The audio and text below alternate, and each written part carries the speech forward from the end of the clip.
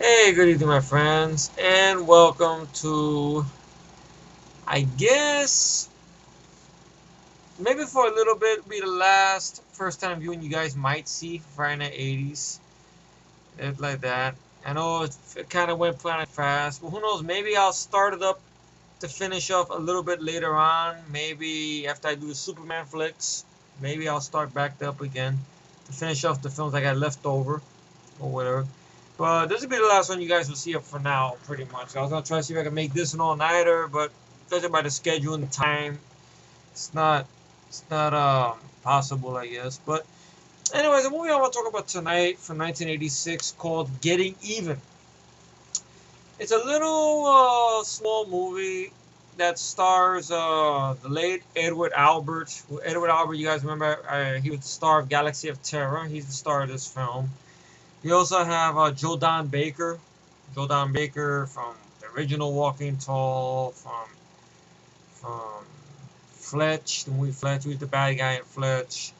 He was your bad guy in the Living Daylights, the 007 film with Timothy Dalton. He also was in the other 007 films with Pierce Brosnan. I think GoldenEye he was in, I think. And I want to believe, I believe Tomorrow Never Dies. I haven't seen Tomorrow Never Dies in a while. I don't know if I know he's in one of those Bond films. I know he's in GoldenEye. I know that. And he was also in Joe Dirt, in a small part as well. And you had the very first time appearance, though she's not in the film that much, but when you see her, you see a very good side of her. Caroline Williams is in here for a little bit. And I believe the director of this film is very, very familiar director. You guys probably heard of. Let's see.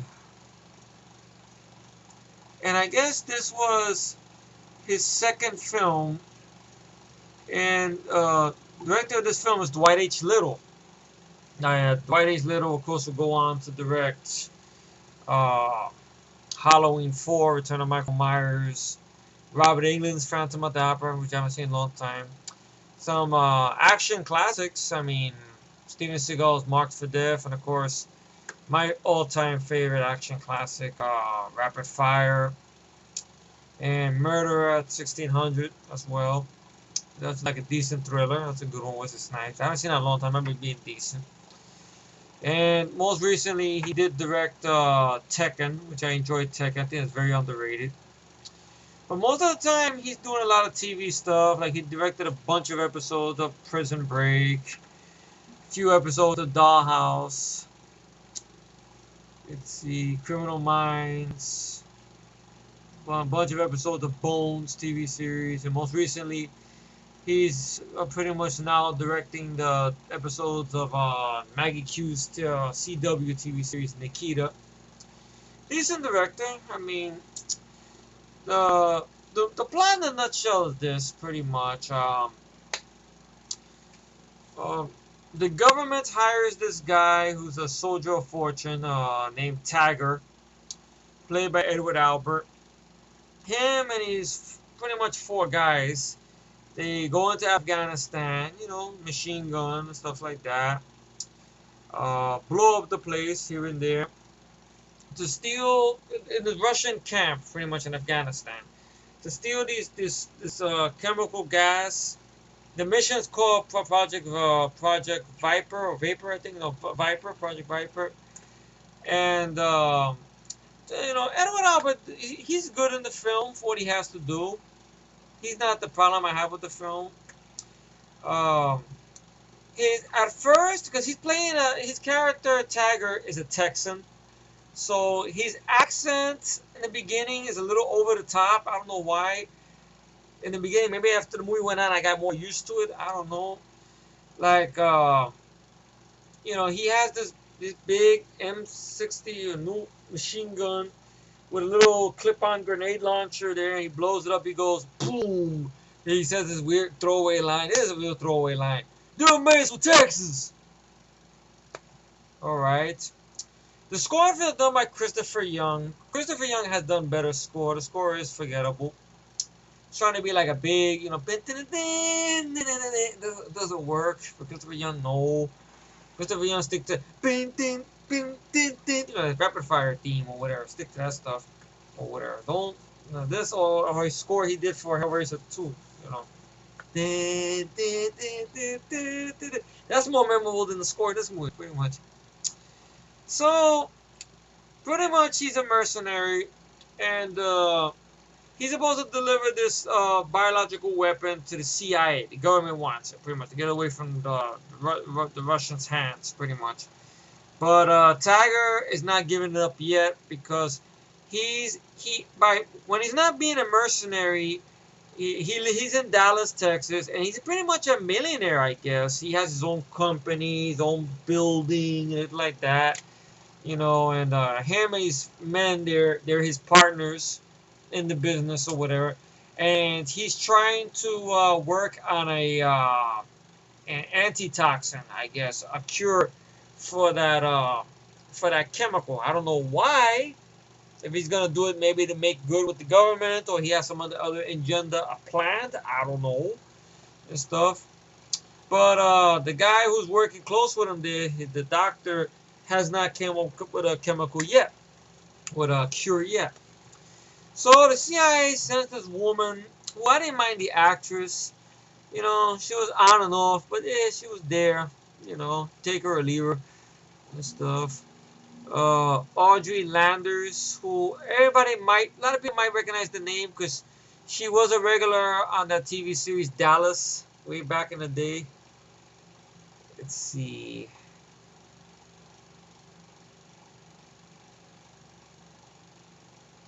I don't know. She was on Fantasy Island, Dukes of Hazzard, The Love Boat, so baby, yeah, that. Start singing Love Boat. Was she on Dallas? I'm sorry. So I'm looking over here. I don't know why it says Dallas, but BJ and the Bear, The Runaways, episode of Charlie's Angels. Wow, an episode of Battlestar Galactica, really? Wow.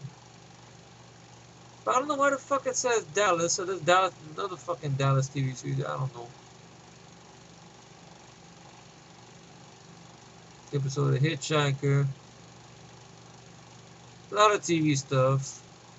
Yeah, there she is. Yeah, it says Dallas here. Yeah. Yeah, she was on a TV series Dallas. Episode of MacGyver. A lot of TV stuff. Pretty much. Beautiful on the eyes. Okay. I mean, these days you can see her in Burn Notice. She's on Burn Notice, that TV series. So, his character named Paige, she plays, which we find out the reason the CIA got her to go deal with Tiger is because Edward Albert's character, because they had a past together. So the CIA pretty much tells her, look, you know, you want this promotion, try to talk to Tiger to get back the weapon from him or find out what's going on. Why is he taking so long to deliver it?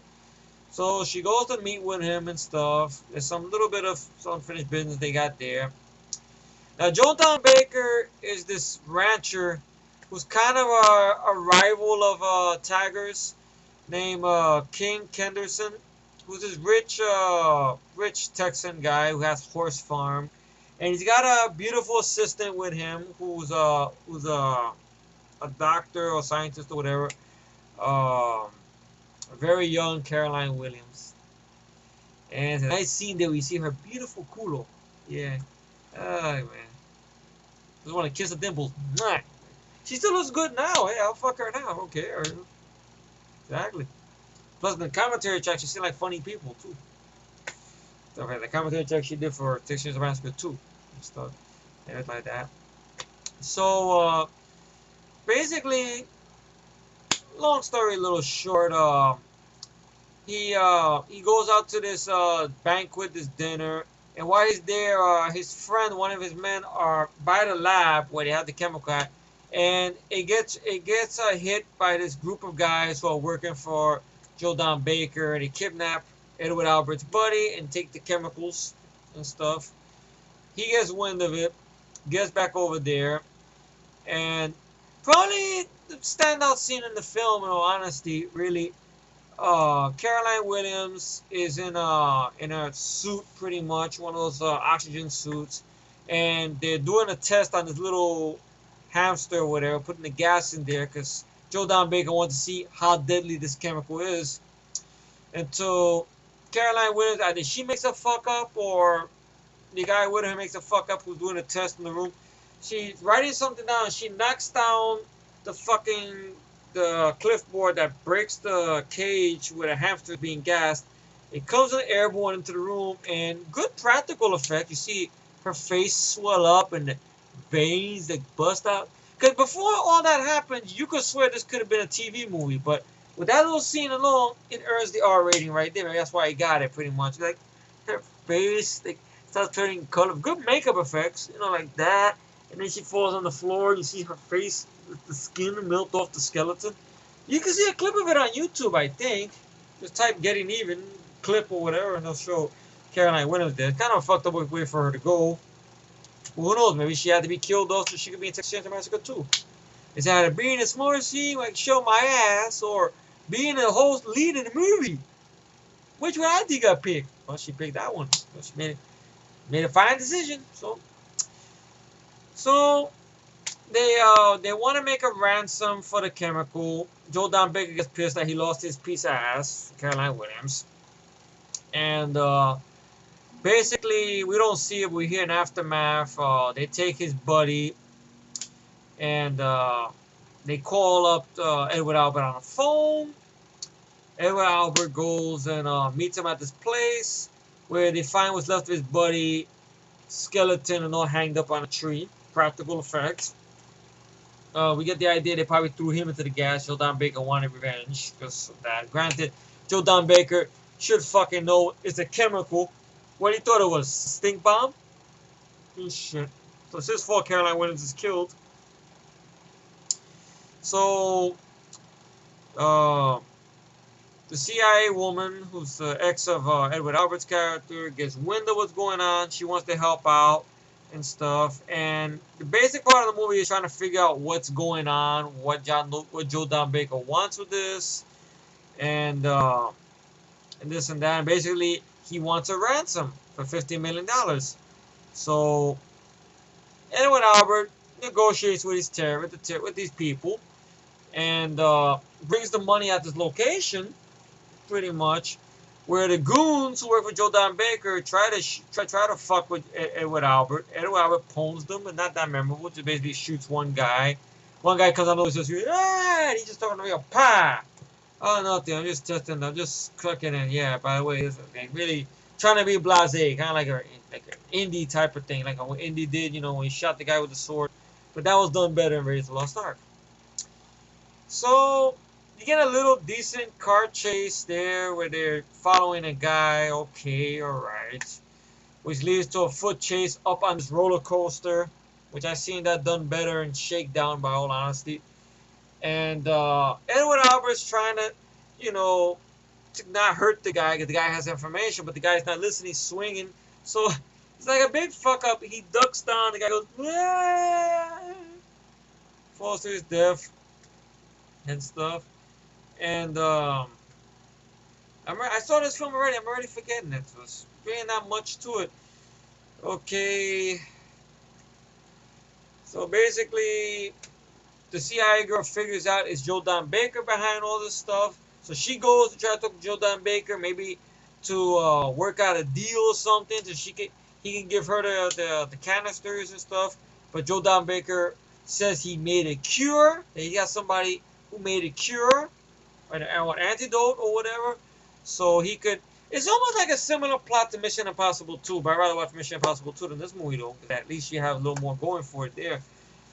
It goes a chemical, and the guy has the antidote. He wants to see he can release the chemical, and then the antidote, people will pay him fortune to get it. Kind of that type of deal, I guess, sort of.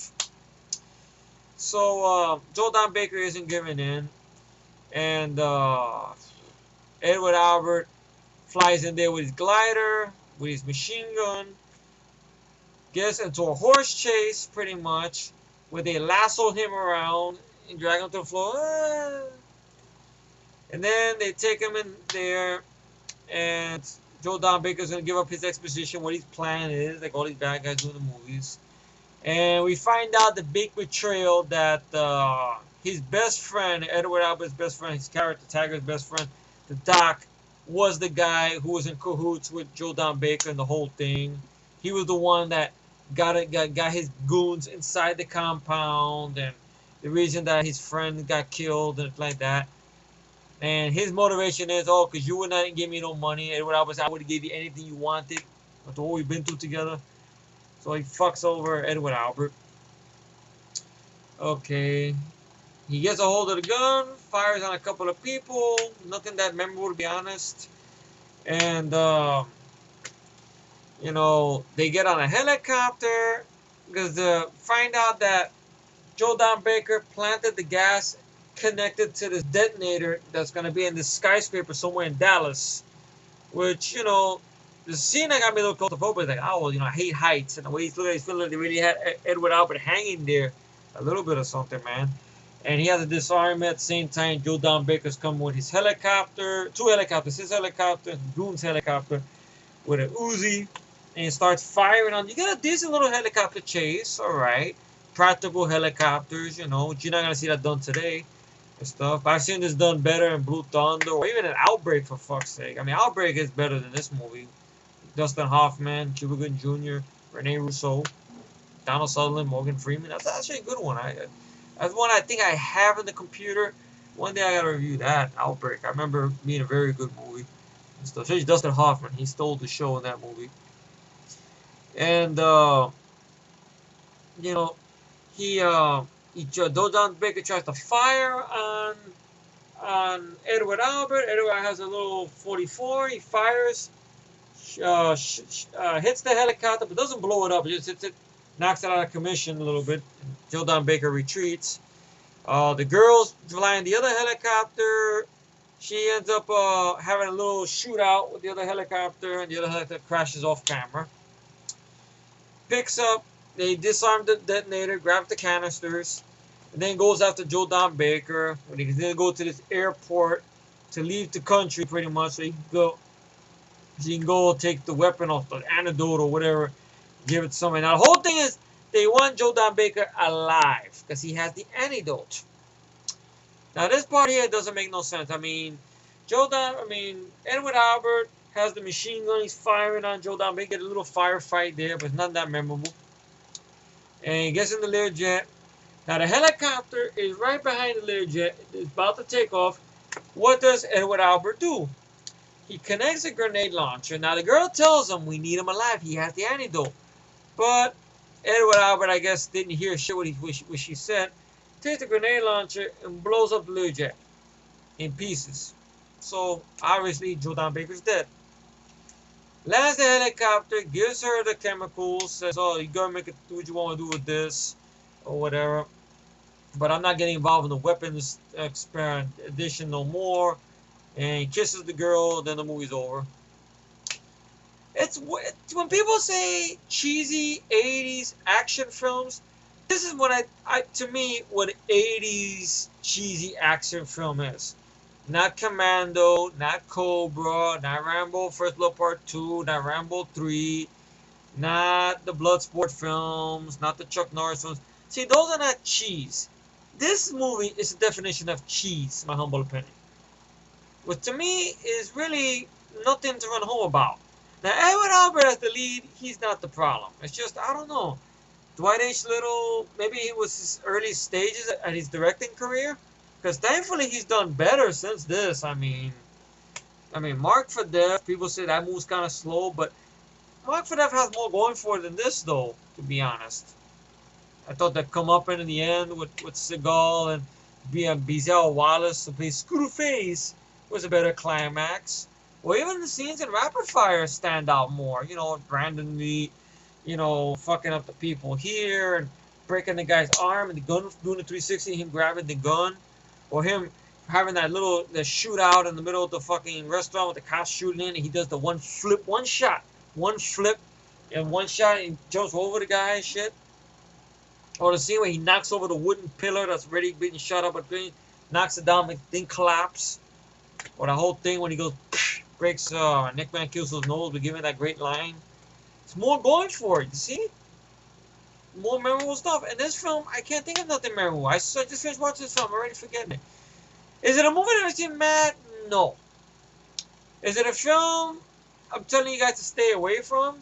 I mean, every film I've reviewed, sometimes I've seen comments down below. People go, "I'll take a pass." Don't take a pass. Take a shot. Because the films, now, with exception to Dead End Driving, that's a film you could take a pass on because that's a full-on fucking shit fest. But this one, if you guys liked it, Edward Albert in Galaxy of Terror, you thought he was decent in that. He's decent here too, so you can give it a watch out of for his courtesy if you like. But it's nothing spectacular. I mean, good practical effect, like we see what happens to Caroline Williams' character, like, hey, right, like this gas is not fucking around and shit, all practical and shit. But just the logic of, you blow up you're killing the person who has the antidote and you're giving the weapon to the government. You don't think there's something wrong with this here, Edward Albert? Come on. Somebody who wrote this must have fucked up or something. Whoops, I didn't think too far ahead. Maybe these other writers here, like he had 3 writers on this shit over here. Well, Dwight H. Litter came up with the story. Michael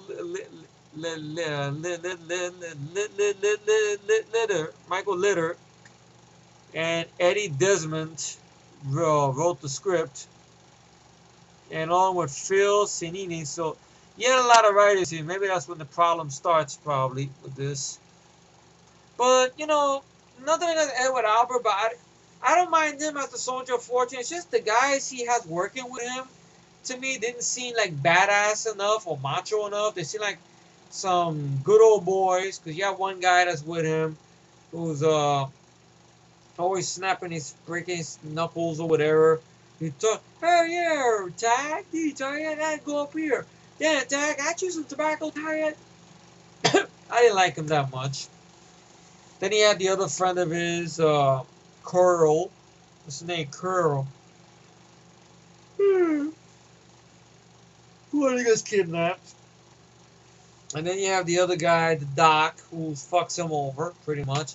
And none of these guys, you buy them as mercenaries. You buy them as just a bunch of fucking guys hanging out watching a football game or something. Like, I could buy Edward Albert if he had a better ensemble with him, though, but you don't buy none of these people. That's the only thing. Like, you really think this was a really pussy Russian army they took down and by the base there? Because, you see the Doc, he has this weird grenade launcher that he stole from Christopher Walken from Dogs of War, I think. It was almost like it, like, boom, boom, boom. But he can't aim right and blowing everything up. Fucking shit. Or whatever. And then Edward Albert's throwaway line, which didn't feel natural. Don't mess with Texas. Just doesn't seem natural. I don't know. Guys, I looked at that one. That's cheese. You see? But, I mean, it's not a movie I can see mad. I mean, I seen it. I'm forgetting it. So, at most, it's a time waster. A decent little flick. Edward Albert wasn't terrible. I mean, Joe Don Baker, he's done better bad guys in better films. Like, even his bad guy in Fletch, I think, was better than his bad guy here, to be honest. And stuff. But, ready for the film, in all honesty, give it a 5 3/4. That's much. I mean, I know I haven't found really a lot of gems in the rough. I know. What happens sometimes when you do these type of things. You're taking a shot with movies, and stuff. Maybe they're winners, maybe they're losers, maybe like forgettable ones, like, yeah. But yeah, if you want to go for it, look it up. Find a torrent or something. I mean, I don't believe this film is on DVD. I mean, I was able to see it because I think I had this in the computer from this guy, DVD Telly. I don't know if DVD Telly's still around, even though I heard Mega Upload is sort of back, but it's going by Mega now. I don't know, if the guy got hip to those links or what. I know Froggy's back, but I think he's doing some kind of other stuff with WinRAR and stuff. But working on downloads, so I was able to see I Love the 80s. I don't know if he's still taking requests and stuff. I haven't been there in a while.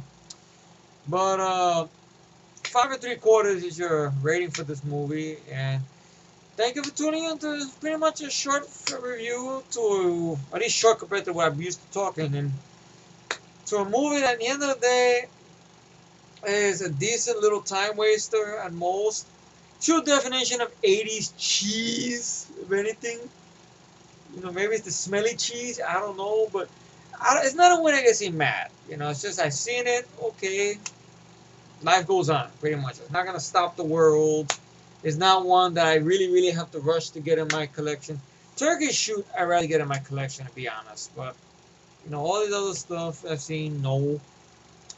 But thank you all for tuning in to pretty much the last episode for now. Until maybe after the Superman reviews. I'll get back into the rhythm and I'll finish up first time viewing again because I know I got a few more movies left that I want to review for you guys and stuff. And see, who knows, maybe there'll be more gems there. So this will be over for now, but you'll see first time viewing for a while. You won't see Friday Night 80's for a while because after this, I'll probably start working on the Superman reviews and stuff like that because I got to see if I can make it the deadline for that because I know the new Superman film comes out sometime soon and everything.